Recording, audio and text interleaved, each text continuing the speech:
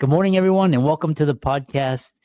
And today I've got a really interesting guest. If you are interested in financial crimes, financial investigation, white collar crime, fraud, I've got Kelly Todd here from Alabama, and she is the fraud sentinel and your advocate in awareness. I'm really happy to have her on. So, Kelly, welcome. Great. Thanks for having me. Yeah. Briefly introduce yourself, and I'm excited to delve into the questions and hear more about what you do. All right. So I am the president of a small niche forensic accounting practice called Forensic Strategic Solutions. And I've been basically chasing the white collar criminal for the last 30 years. And in my role, one of the things that's happened over the 30 years is I've kind of worked myself out of a job. I'm typically, over the years have been the person that you call when you think that you've had some kind of financial wrongdoing, whether it's in a corporation, whether it's some kind of personal financial crime, that type of thing. But I've stepped back as I've worked myself out of work, and raised others to do the work, within the firm. I've stepped back and asked myself the question, am I making the biggest impact that I can make in my career? And the answer is no. One financial crime at a time is not going to stop financial betrayal. And so I've really set out on a mission in the last couple of years to raise awareness for business owners, for entrepreneurs, for individuals who really don't realize the impact, number one, of financial betrayal or fraud, or they they're just not aware of their vulnerability. And so I'm here to help really help them be aware and protect what they have built. Mm-hmm. Yeah. So we'll dive into the questions, and first thing is talking about is just the psychology, and what I find really interesting is how the audience can spot or kind of prevent. And so, what motivates seemingly honest people to commit white collar crime? Well, the thing is that most people don't set out to commit a crime or to commit fraud. It really comes down to a couple of different things. Number one is some type of desperation, some type of need that they can't share. And that, then it turns into, there's an opportunity. And what I'm describing is what we commonly refer to as the fraud triangle. So the first thing is the need or greed or something of that nature. And then there's the opportunity. And then the last thing in the fraud triangle is the rationalization. It comes down to the, I deserve more money. Everybody else is committing fraud. Management's, they claim they're ethical, but they're not. And I want more money. And it's the rationalization is the thing that perpetuates the wrongdoing. But at the end of the day, people generally don't set out to commit fraud. Mm-hmm. Interesting. And we've heard all the, like, there's the Enron, WorldCom, the 2008 financial crisis. That was a fraud on tremendous scale. We got now we have the Department of Government Efficiency cracking down on Medicare. You got Bernie Madoff. All these. Are there common psychological traits among fraudsters? Yeah, I mean, there really is. There is just this. They're masters at deception. They, it's an inherent need to manipulate, manipulate trust. That type of thing. But you see that kind of activity or that kind of thinking, really across the board with fraudsters. Mm-hmm. Interesting. Yeah. And I know, certain traits, narcissistic personality, antisocial, these time. What are common red flags in fraud detection, and what are some of the most overlooked warning signs that indicate financial fraud in businesses, nonprofits, or personal finances? Well, the common red flags come in a couple of different forms. The first is really behavioral. The person who's committing the fraud, behaviors that they exhibit. And then there's the red flags of the manifestation of their activity. So those would be financial kinds of red flags. But the really focusing on the behavioral, it starts out with the person that's living beyond their means. We often say when we go to conduct an investigation, we start in the parking lot. What kind of cars are we seeing? What, are they living in a lifestyle, beyond what they can truly afford? If they're driving a really nice car and they're making $50,000 a year, it just doesn't make sense. I mean, it's that type of thing. It's very basic. But then they're, if they've got some type of financial difficulty, and I mean, we all go through those types of things, but again, is it unusual compared, to normal behavior, for example? Feeling very defensive, or if to a business owner, your employee appears to be very defensive, wants to, doesn't take vacation, doesn't take time off. They're the first person in and the last person to leave. And I know that sounds kind of funny, because most business owners think, oh, that's great. I've got somebody here who is just so dedicated. Well, at the heart of financial misconduct is the ability to hide the activity, and so it can often be hidden by ways of just hoarding the work, staying early, coming in early, staying late, not taking vacation, that type of thing. But the reality is that most fraudsters exhibit behaviors that are indicative of their deception. And unfortunately, most business owners either ignore them or they really don't understand what they are. Interesting. Um, so kind of what are some effective steps individuals and businesses can take to proactively prevent financial fraud? Well, it kind of one of the things is to understand, and when I said earlier that raising awareness, that my goal is to raise awareness. A lot of times people will automatically think about prevention and preventing the fraud, but the reality is there's something before prevention, and that is awareness. And that awareness starts with the owner of the business, with the leadership at the top, or if it's a personal financial matter, it is understanding that number one, you're vulnerable, your business is vulnerable, and knowing where those vulnerabilities exist. I mean, I see it so many times that, that business owners or any person in general will think, oh, I know that can happen, but that's not going to happen to me. I'm smarter than that, or I've got these, prevention methods in place. But it's about the mindset and understanding that it can happen to you. And then, from that awareness perspective, then providing oversight, because too many people rely too much on trust. And if you think about it, step back and think about the fact that trust is not a control. Okay.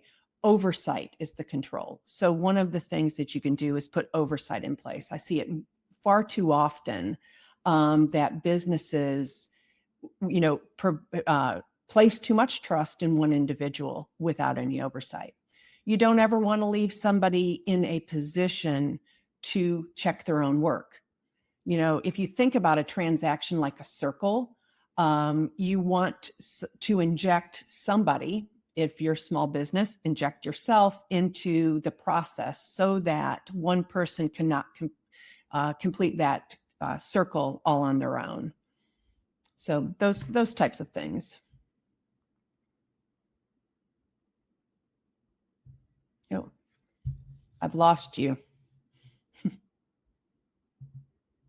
Yeah, sorry. The Yeah. lawnmower outside is making a lot of noise, so I had to mute my since COVID times. But yeah, interesting. So kind of the the a lot of what groups are especially prone to financial exploitations, and how can families protect themselves and their loved ones from financial abuse and scams?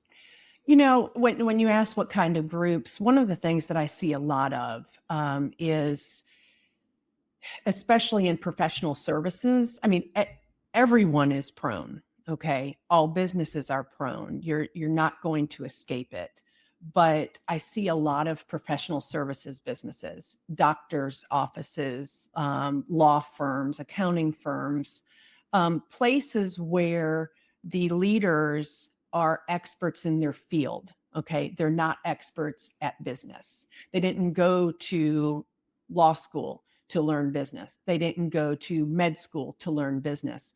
And suddenly they find themselves at the helm of an organization where there is a lot of money, and they place entirely too much trust in one person. So that that's when it becomes a business becomes most prone. But then individuals as well. It's a similar thing. Think about elder care, and hiring somebody to take care of your aging mother.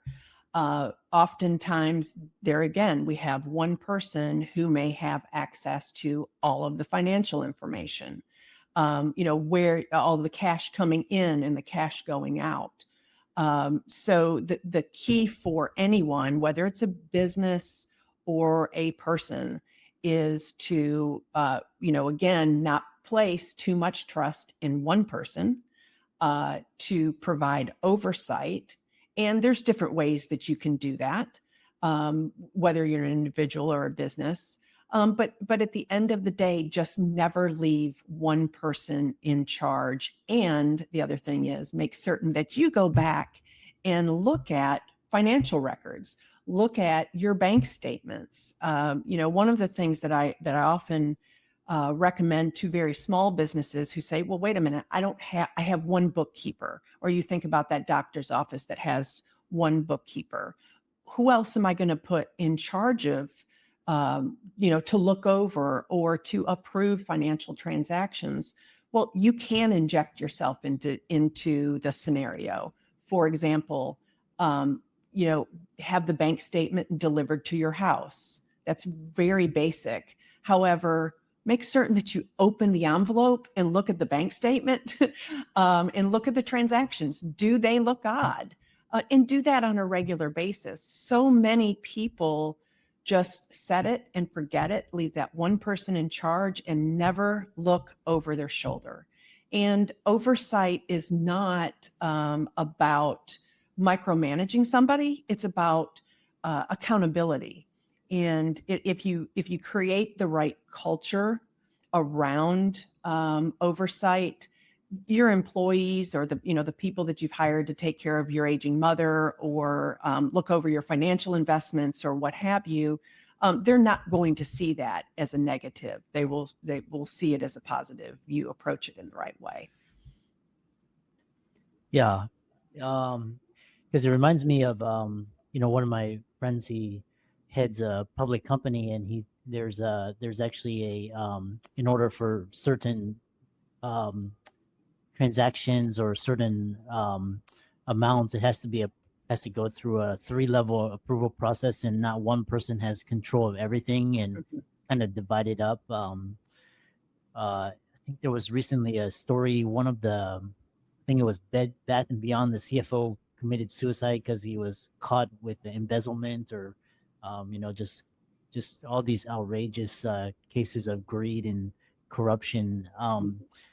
What about seniors? Because I know, I get all these really texts and these scam calls. How can families protect? And then now I heard like there's can be like AI can clone a voice that sounds like your loved one, and how can people protect from these types of new financial abuse and scams. Yeah. The thing you have to do is, and it becomes, especially with AI, it's becoming easier and easier to manipulate somebody, to deceive somebody.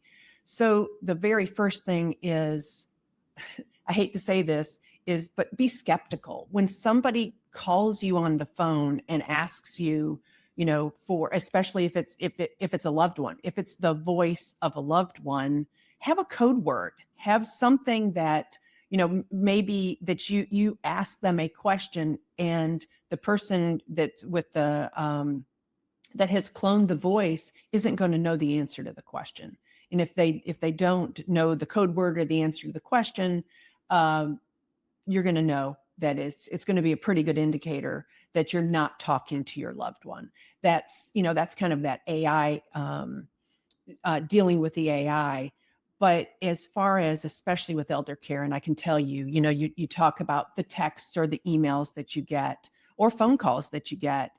Um, my mother is aging and with dementia and was taken advantage of. So this is very near and dear to my heart. But the tactics that are used are to frighten those people. And so, in a if you're of your right mind, one is always be suspicious. And if somebody's asking you for something, step back and just think for a minute. Is this too good to be true? Does this make sense? Should this person be calling me? Should they be asking for my password? Your bank is not going to call you and ask for your password, for example, right? However, now going to like the scenario with my mother, how do you stop that from happening to your loved one or your aging parent? And the answer is to, you've got to pay attention. So going back to just the whole fraud awareness thing, it's a mindset shift of awareness and paying attention, and it can be difficult with aging parents having that conversation and kind of injecting yourself as a child into the challenges that you're seeing. But it's necessary to narrow down. For example, with my mother, um, uh, it's a long story what happened, but the bottom line is she mailed $10,000 in cash. Um, Fortunately, she got it back. She was one of an amazing story to get it back. She had a lucid moment and realized what she had done.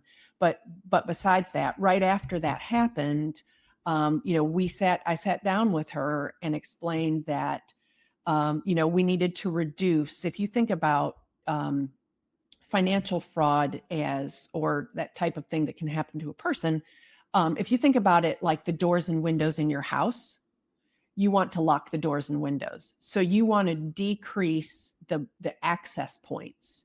So for your aging parent, for example, decrease the access points to their financial accounts, to their debit cards, credit cards, cash, anything of that nature.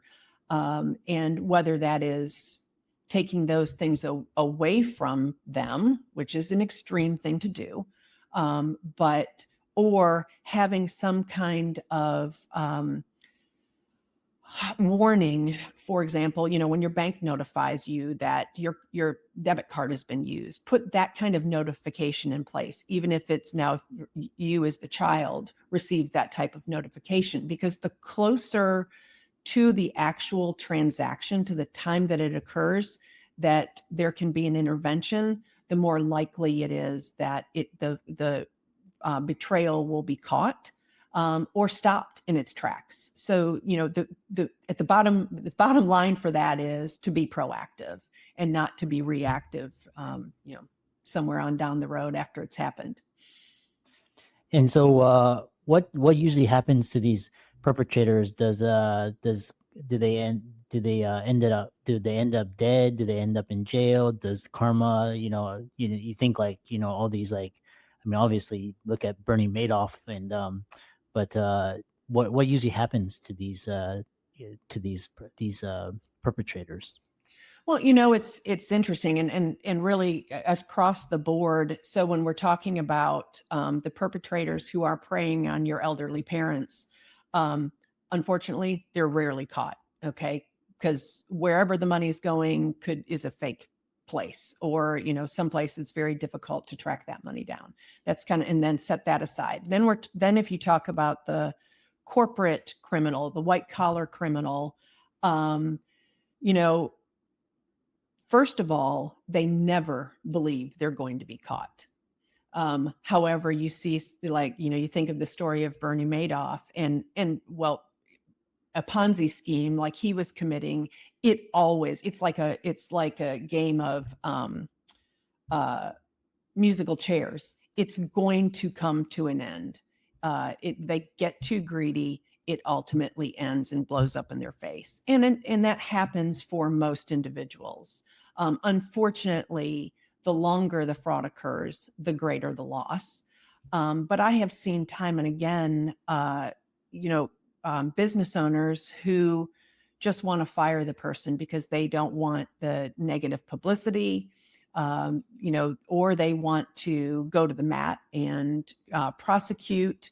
But when it's something is difficult to trace as cash, sometimes that's very difficult to prove. And then there becomes the challenge of getting law enforcement to take the case. And so, building the evidence that will put the person behind bars. So sometimes nothing happens, and sometimes they go to prison. I can tell you that unfortunately, white collar crime, the the sentence often does not match, the volume or the value of the money that they've stolen. Interesting. Yeah, usually the laws of man-made laws usually are, but again, there's a lot of spiritual laws, karma and Oh, etc. sure. So Yes. Yeah, I firmly believe that they will have to face their maker one day, and it's yeah, not going to be pretty. yeah. So, but it's interesting. So yeah, it was really interesting conversation. And how can people find out more about you, your work, and reach out to you and learn more from you? Yeah, so probably the easiest way would be on LinkedIn, and my handle is Kelly J Todd, the letter J, and or my website is forensicstrategic.com. Excellent. Yeah, it was really interesting and really enlightening and really fascinating discussion. And thanks so much for coming on. Great, I appreciate it. Thanks so much.